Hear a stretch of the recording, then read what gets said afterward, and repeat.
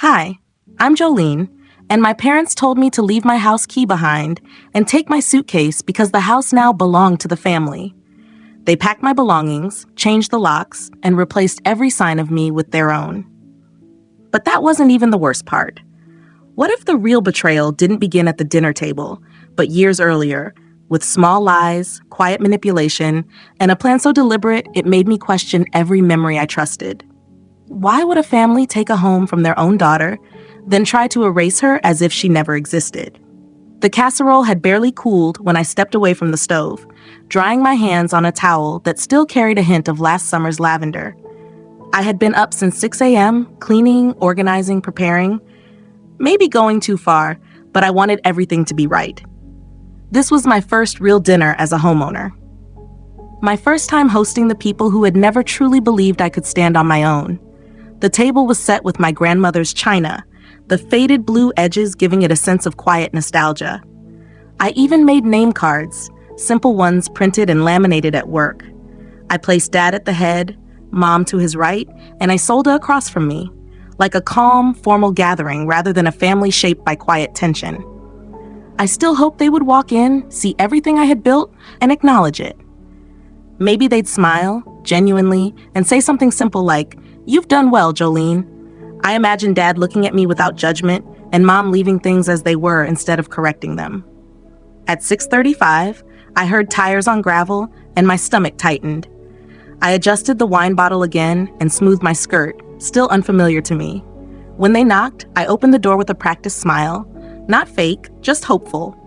"Smells like food?" Isolde said as she walked in, skipping any greeting. She wore expensive suede boots, leaving faint dust on the floor I had cleaned twice. Dad followed, giving a brief nod while his eyes scanned the ceiling, the corners, the photos, like he was evaluating a property. "This place," he said, "has good bones. Feels like it should belong to everyone, doesn't it?" I gave a small laugh, unsure how to take it. "It's comfortable, I think." Mom entered last, silent. Her fingers brushed the mantel where I had placed a photo of us from when I was 10, before everything began to feel conditional. We sat down. The salad remained untouched. Isolde checked her phone under the table while Dad asked how I could afford hardwood floors. "A house this size is a lot for one person," he said. "I can manage," I replied calmly. No one mentioned my promotion.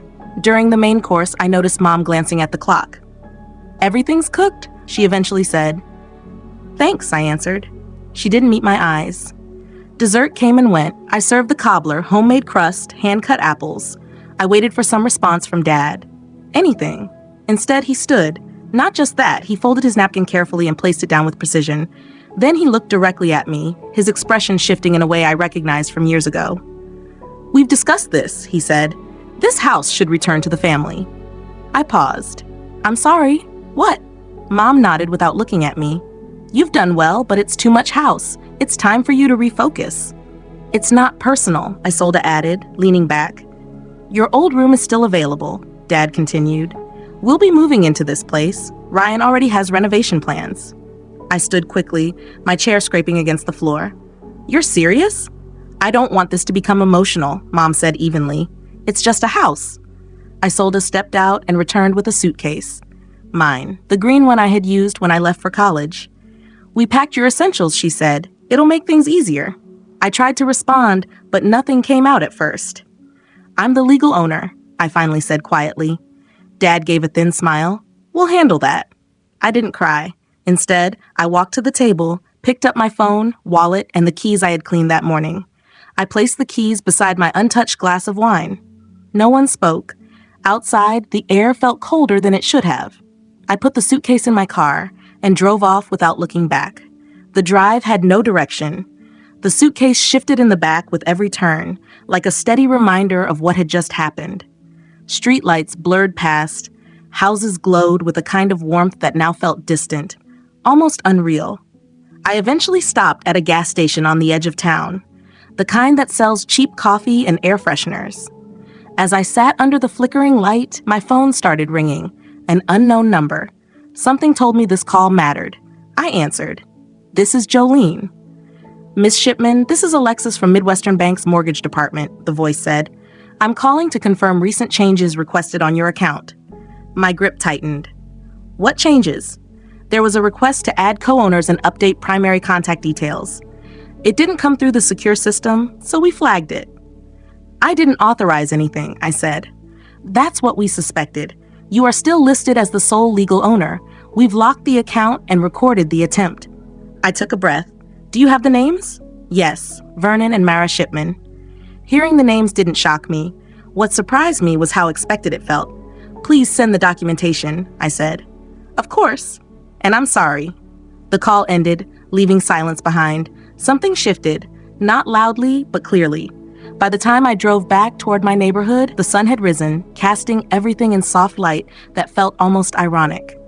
I stepped out of the car and tried my key. It didn't work. I tried again, nothing. Then I noticed the changes, different curtains, a plant I didn't recognize. The door opened. A young woman stood there looking at me with mild confusion. You Jolene? She asked. I nodded. This is my house. She tilted her head. I was told you wouldn't be coming back. Told by who? Mara and Vernon. They said you left voluntarily, that you weren't stable. I didn't argue. Behind her, I could see the hallway, my hallway, but everything had been replaced. I need you to leave, she said. I stepped back and returned to my car without responding. As I drove away, the silence felt heavier than before. I didn't go home. I couldn't. Instead, I parked outside Nora's building. She was my closest friend, the only one who didn't come with conditions. I stayed in the car until she eventually found me. She didn't ask questions. She just sat beside me. I need to get a few things, I said. She nodded. Let's go. When we returned, the house was active again. Lights on, furniture moving, unfamiliar photos in place. A neighbor approached. They've been coming and going for weeks, he said, usually when you weren't around. Nora looked at me directly. You need a lawyer. Later, at her place, she set a mug of coffee in front of me and waited. They didn't just push you out, she said. They planned this. I nodded slowly. This wasn't sudden. It was structured, intentional. I want a lawyer, I said. I know someone, she replied. That night, lying in her guest room, a memory surfaced. I was 22, home from college, walking past the den. The door had been slightly open. I heard my father say, she'll sign. Once she does, it's ours to manage. Isolde laughed. She won't even realize. At the time, I convinced myself it meant something harmless. I didn't question it because I didn't want the answer. But now, it was clear. That moment wasn't the beginning. It was just the first time I accidentally saw the structure behind everything. The next morning, we met Barbara Herrera at a small downtown office. Her handshake was firm and dry, her tone direct but not unfriendly. She listened while Nora explained everything, occasionally glancing at me, as if measuring how much I had tolerated before reaching my limit. You're not the first, she simply. People assume property theft only happens between strangers. It doesn't. The worst cases happen between people who share the same last name. I signed the initial documents as she outlined the next steps. Document everything, avoid emotional engagement, forward all communication, and secure all records. It felt structured and procedural, but in a strange way, it also grounded me. For the first time in days, I felt like I was doing more than just getting through it. Later that evening, Nora sat beside me as I logged into my cloud storage. Years earlier, I had installed security cameras inside the house, motion activated and automatically backed up. I hadn't checked them since moving in. Now I watched Mara moving through my office, opening drawers with calm precision. Isolde held one of my framed photos, removed it, and replaced it with one of her and Dad. Vernon sat at my desk typing, then leaned back as if testing the chair. They looked settled, comfortable, like they had already claimed the space. I didn't leave, I said quietly. They were already moving in. My absence just made it official. Nora didn't respond. She didn't need to. As I reviewed more footage, another file caught my attention. My home phone account. There was a saved voicemail dated 2 weeks before the dinner. I played it. Once she's out, Isolde's voice said clearly, don't let her back in, not even for the photo albums. I froze. There was no anger in her voice. No emotion at all, just indifference, as if discussing something unimportant. That night, I didn't sleep. By morning, the feeling had shifted. It wasn't just anger anymore. It was readiness. By late afternoon, the shaking in my hands had steadied. Not calm exactly, but focused, like something inside me had settled into place. I sat at Nora's kitchen table with my laptop open, going through files from when I purchased the house, documents, PDFs, signatures, every detail that confirmed ownership. Then I found it. A scanned copy of the lien release, dated, signed, notarized, fully paid 6 months earlier. I had printed it once and stored it away, but seeing it again on the screen felt different. It was proof, clear and undeniable. I forwarded it to Barbara without a subject line. Then I attached the mortgage closing statement. Then the title deed, showing sole ownership, my name and only mine. I leaned back and said it out loud, just to hear it. No more trying to be the good daughter. That evening, I connected an external hard drive and reviewed more archived footage. Clips I had once assumed would capture minor incidents, nothing serious. Instead, they showed Mara opening drawers in my office, not searching, but evaluating. Isolda placing her own books on my shelves. Vernon disconnecting my router and replacing it with his name labeled across it in marker. They weren't acting like intruders. They were acting like occupants. I organized each clip, labeling them by timestamp, saving everything into a folder titled, "They Took It." When I closed the laptop, my hands were damp, not from fear, but from controlled anger. The next morning, over coffee, I said it clearly. They stole my house. Nora nodded. They underestimated you. That's their mistake. There was no dramatic moment, just a clear acknowledgement of the truth. I picked up my phone, opened the camera, and pressed record. Looking directly into the lens, I said, "My name is Jolene Shipman. This is a record of what was taken from me by people I am related to. This is not for sympathy. This is for documentation." I saved the video to the same hard drive. That afternoon, Barbara sent a draft of the cease and desist letter. 8 pages, filled with legal language that felt precise and deliberate. I printed it and read every line carefully, sitting on the floor against Nora's bookshelf. "Dear Mr. and Mrs. Shipman and Miss Isolda Shipman." Each sentence corrected the version of events they had tried to impose. When I finished, I folded the letter, sealed the envelope, and set it aside. My hands trembled slightly, but I didn't react emotionally. That night, I slept without interruption. By morning, my phone was already ringing. Vernon's name appeared on the screen. I let it go to voicemail. A minute later, I listened. "You've started something you won't be able to finish," he said. His tone was controlled, almost measured. For the first time, I allowed myself a small smile, because now there was acknowledgement. The voicemail remained in my inbox.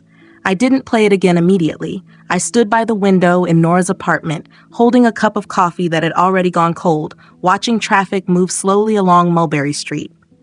When I played it again, the message was the same, brief, direct, and unmistakably a warning. No greeting, no explanation, just a quiet threat framed as concern. I forwarded the recording to Barbara with a single note. "This is how they escalate." She replied within minutes. "We expected this. Now we respond with stronger pressure." I called the mortgage lender next. I wanted confirmation that everything was secured, that no further changes could be made to the title. But the tone on the other end had shifted. "I'm sorry, Miss Shipman," the representative said.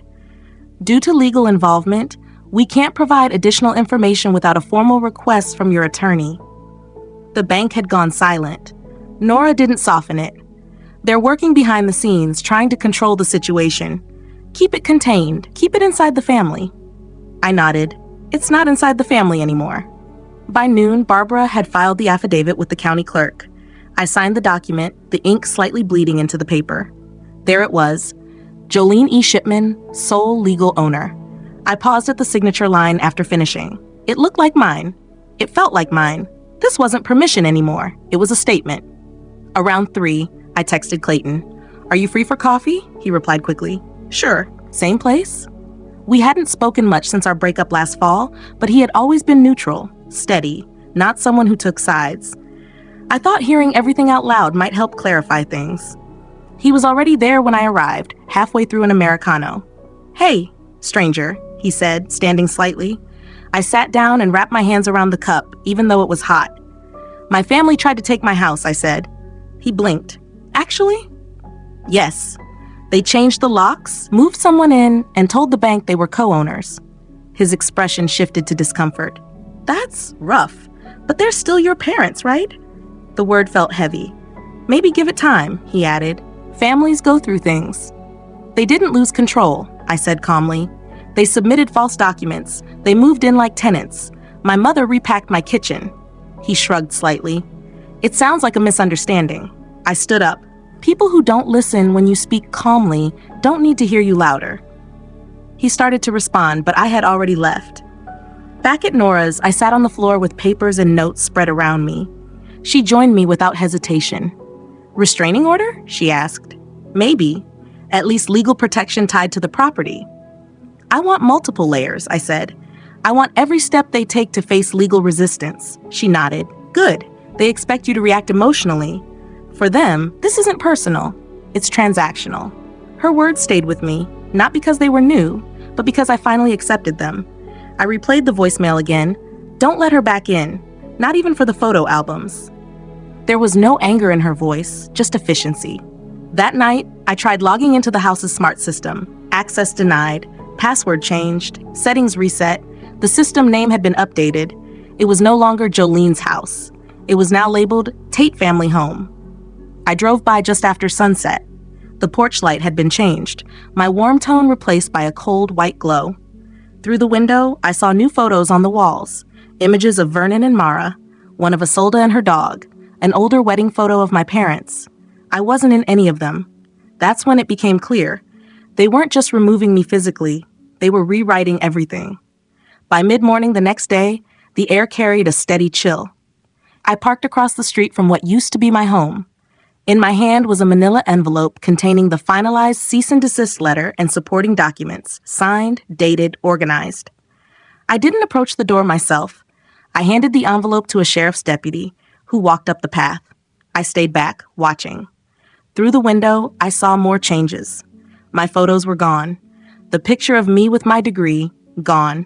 The artwork above the fireplace, replaced. Storage bins were relabeled in handwriting I didn't recognize. They hadn't just removed me. They were replacing me. As I turned to leave, something caught my eye near the alley behind the fence.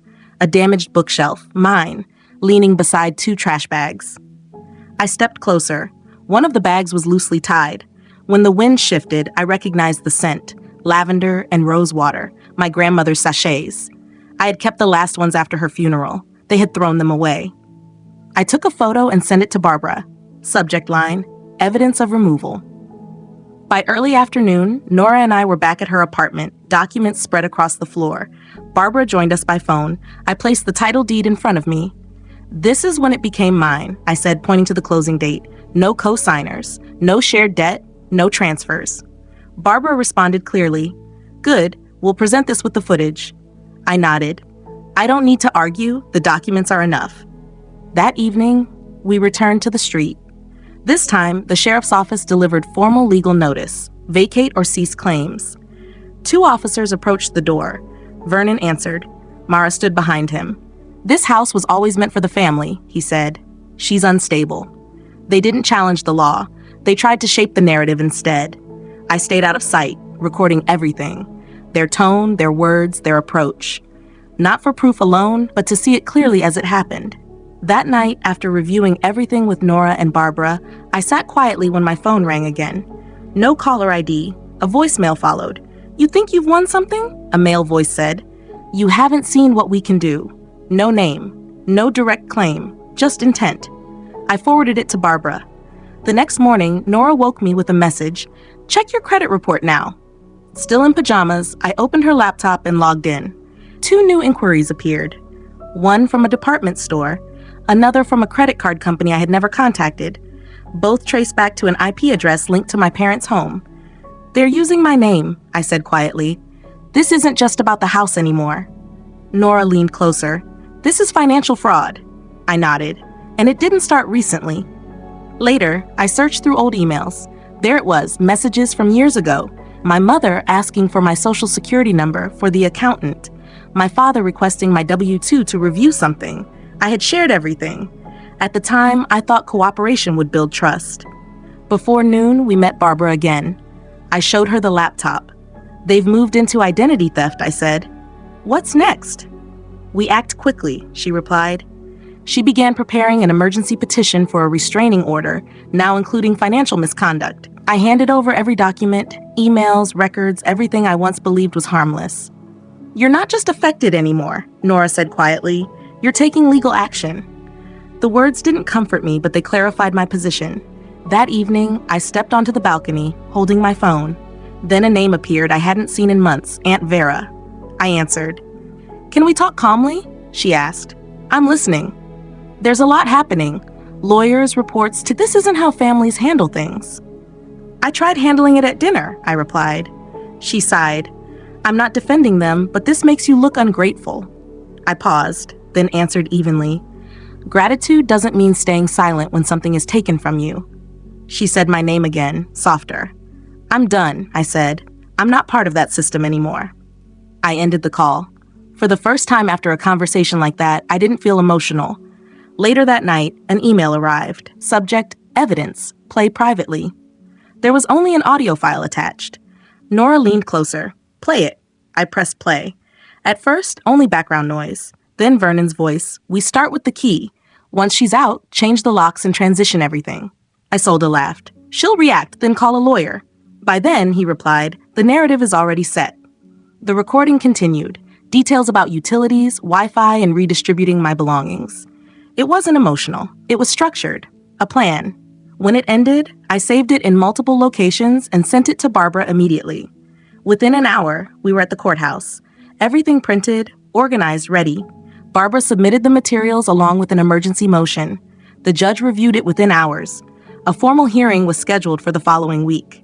Walking out, I didn't feel relief. Just clarity, sharp and steady.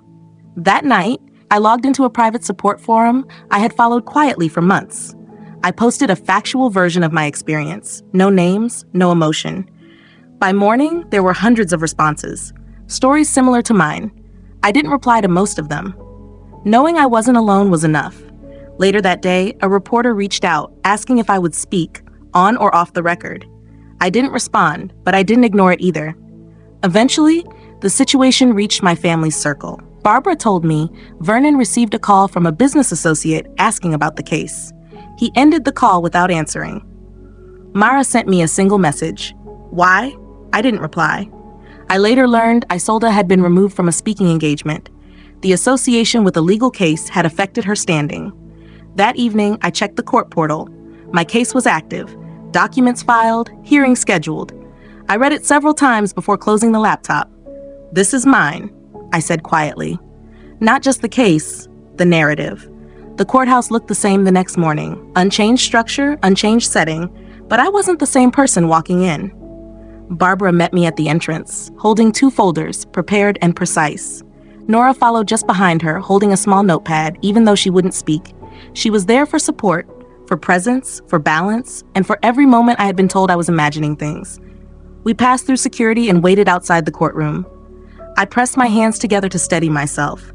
No shaking this time. I wasn't afraid. I was prepared. Let them say it, Nora said quietly. Let them say it themselves. Inside, the room felt colder than I remembered from my clerkship days. Vernon sat at the defense table, wearing a different suit than expected, less refined, more staged. Mara sat beside him, her eyes moving between the judge and the floor. Isolde was on the other side, posture tight, expression controlled. The bailiff called the case. Barbara began immediately. She presented the timeline, the documentation, and the recorded audio of Vernon and Isolde coordinating the takeover. Then the judge asked Vernon to speak. He stood confidently, as if this were routine. We supported our daughter for years, he said. This is a misunderstanding. We were trying to protect family assets. Barbara interrupted, calm but firm. Mr. Shipman, do you deny submitting false ownership claims to Midwestern Bank? I deny any criminal intent, he replied. If she had listened, this wouldn't have happened.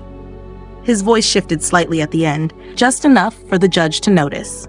Then it was Isolde's turn. She adjusted her scarf before speaking. I was helping my parents organize the property. It was always meant for the family. Jolene doesn't even use that space much. Barbara raised a printed image, Isolde removing labeled folders from my office and placing them into a box marked with her initials. The judge leaned forward. You believe that space belonged to you? Isolde hesitated. It felt shared. You're not listed on the deed, the judge replied. Correct? Isolde didn't answer. Then it was my turn.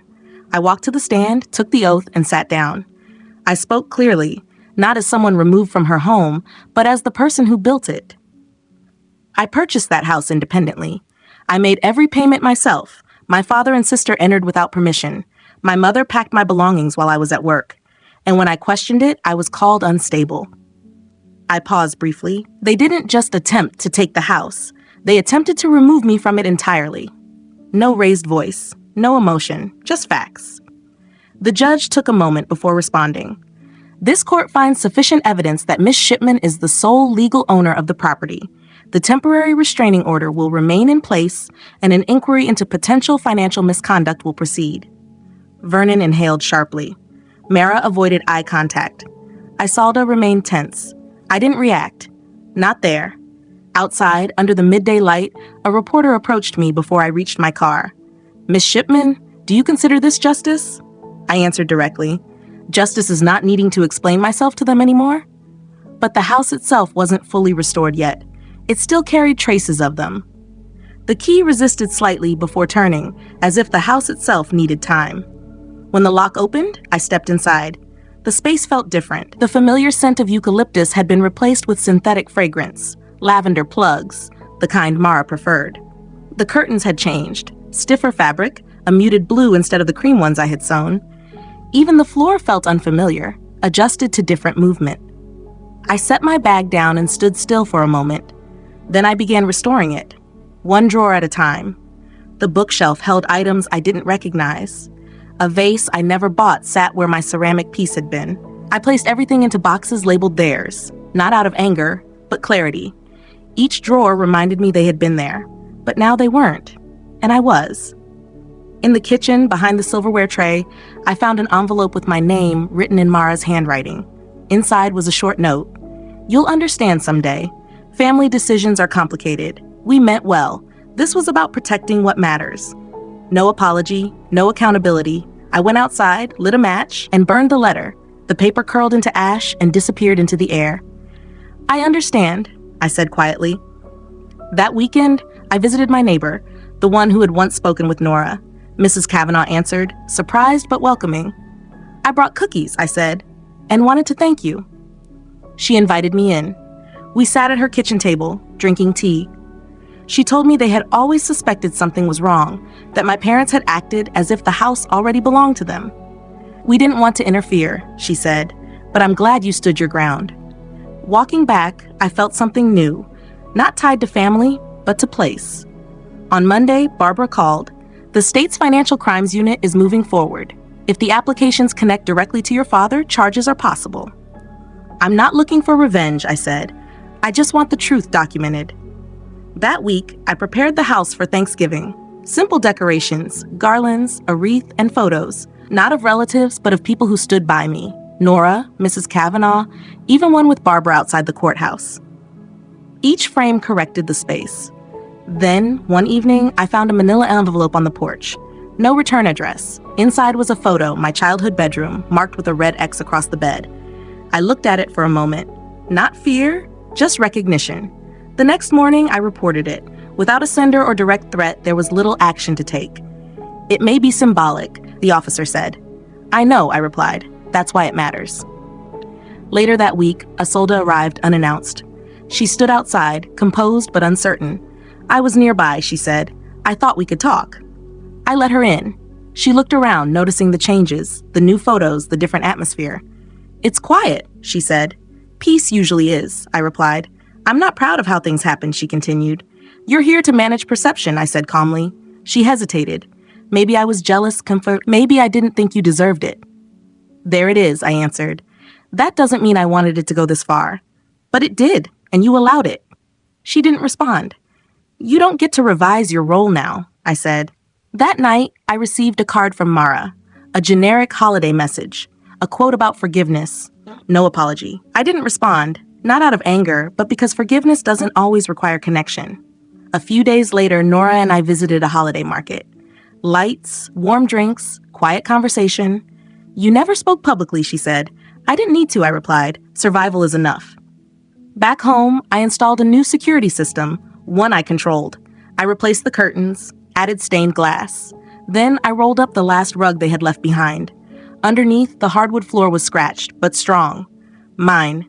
I stood there barefoot and felt something settle. Not closure, but peace. On Christmas morning, Nora invited me to brunch. Chosen family only, her message read. I brought something simple, peace, I said when she joked about gifts. Inside, her home was full. Conversation, laughter, warmth, and for the first time in years, I wasn't waiting for something to go wrong. These weren't people I shared blood with, but they were mine. Later, back home, the silence felt different, steady, not empty. I walked through each room not to fix anything, just to be present. The house hadn't changed. I had. A few days later, I received a note from an old professor. Freedom is not the absence of memory, it's knowing it no longer controls you. I pinned it beside messages from others, reminders that survival can be quiet. Then one last letter arrived, from Vernon. I shouldn't have let it go this far. I was trying to protect what I built. I didn't realize how much of it was yours. No apology. I read it once, then put it away. Not every door needs reopening. On New Year's Eve, I sat outside with a cup of coffee wrapped in a blanket Nora had made. They tried to take my house, I said quietly, but they couldn't take the person who built it. Fireworks faded in the distance. I went inside and locked the door, not out of fear, but certainty. This home didn't need explanation. It just needed to be mine. And now it is. If there's one thing this taught me, it's that boundaries are not selfish, they create freedom. Sometimes, the people closest to us show us why limits matter. I used to believe family meant permanence. Now I understand it requires mutual respect. Taking back my home wasn't only about property, it was about reclaiming identity, voice, and stability. You don't need to raise your voice to be heard. You don't need to win every argument to stand firm. Sometimes, holding your position is enough. If you've ever felt dismissed, overlooked, or removed from your own story, know this. It's never too late to draw a line and rebuild. What about you? Have you ever had to choose between keeping peace and protecting yourself? Share your thoughts below. If this resonated, let me know where you're watching from. And if it didn't, your perspective still matters. For more real stories like this, consider subscribing and joining the next conversation, because sometimes the stories we need most are the ones that remind us we're not alone.